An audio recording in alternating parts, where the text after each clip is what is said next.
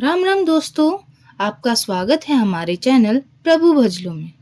वैसे तो हम हर सोमवार को शिव जी की आराधना करके उन्हें प्रसन्न करने की कोशिश करते हैं। और ये जो माह आ रहा है, जो बहुत ही विशेष है, यानी सावन का माह, जो हमारे भोलेनाथ को अति ही प्रिय है।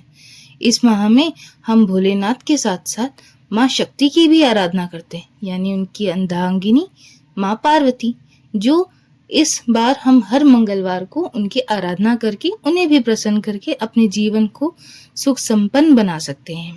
चलो आइए जानते हैं मंगला गौरी की व्रत कथा। एक समय की बात है। एक छोटे से गांव में एक साहूकार अपनी पत्नी के साथ निवास करता था। साहूकार धनवान था और उसके घर में किसी भी प्रकार की कोई कमी नहीं थी। फिर भी वे उसकी पत्नी संतान न होने के कारण दुखी रहते थे। संतान की कमी उन्हें हमेशा कचोटती रहती थी। एक दिन की बात है, उस साहूकार के घर में साधु आए। साहूकार ने उनका आदर सत्कार किया और उन्हें अपनी समस्या के बारे में बताया। साधु ने साहूकार की पत्नी को सावन के मंगलवार में किए जाने वाले मंगला गौरी व्रत की सलाह दी। साथ में पूजा विधि के बारे में भी संपूर्ण जानकारी प्रदान की। इसके बाद साहूकार की पत्नी ने सावन माह के पहले मंगलवार से ही गौरी मंगला का पूजन व्रत करना शुरू कर दिया। अब वे हर मंगलवार को विधि पूर्वक व्रत और पूजा पाठ करने लगी। इसी प्रकार कई महीनों तक उसने वो व्रत किया।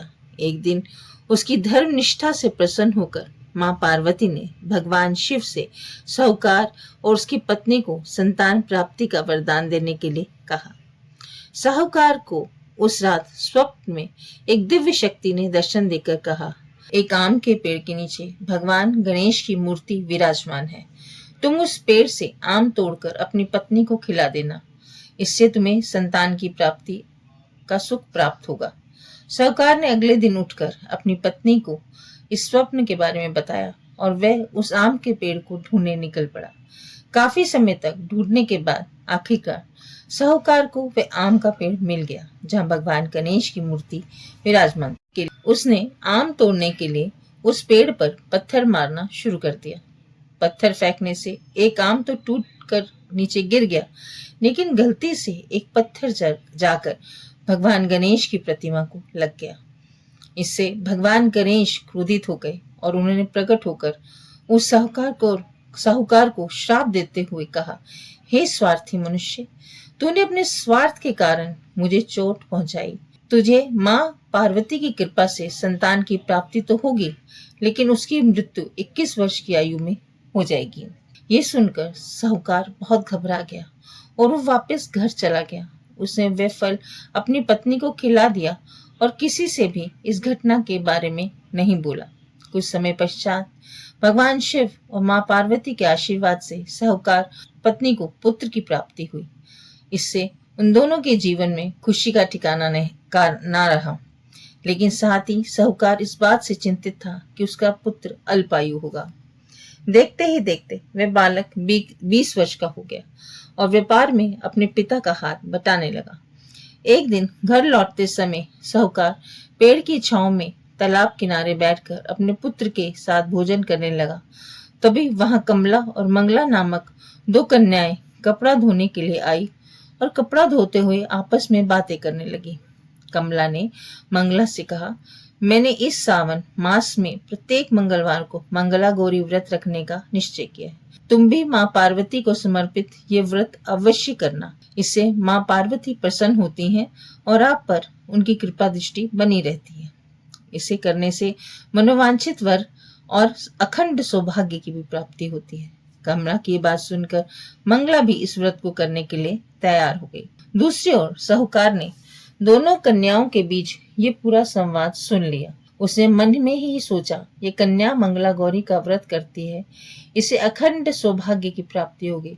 ये मेरे पुत्र के लिए योग्य वधू साबित होगी। ऐसा सोचकर वे उन दोनों का विवाह का प्रस्ताव कन्या के पिता के पास लेकर गया। साहूकार की गांव में प्रतिष्ठा और मान होने के कारण कमला के पिता अपनी पुत्री का विवाह साहूकार के लड़के से करवा देते हैं।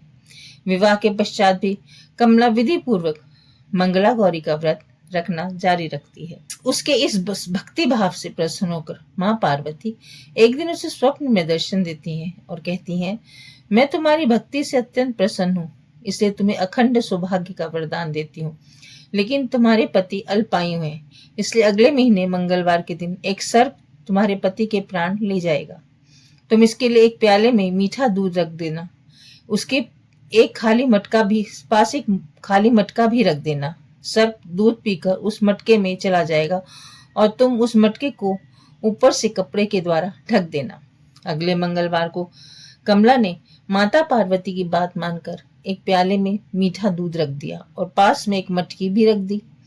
सर्प ने आकर दूध पिया और मटकी में जाकर बैठ गया। कमला ने उस मटकी पर कपड़ा बांधकर उसे जंगल में रख दिया।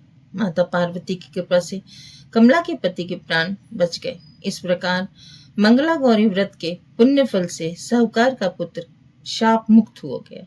जब कमला ने घर में सबको इस चमत्कार के बारे में बताया तो सभी आश्चर्यचकित रह गए। इसके बाद साहूकार और उसकी पत्नी ने अपने पुत्र और पुत्रवधू को आशीर्वाद दिया और पूरा परिवार सुखपूर्वक जीवन व्यतीत करने लगा।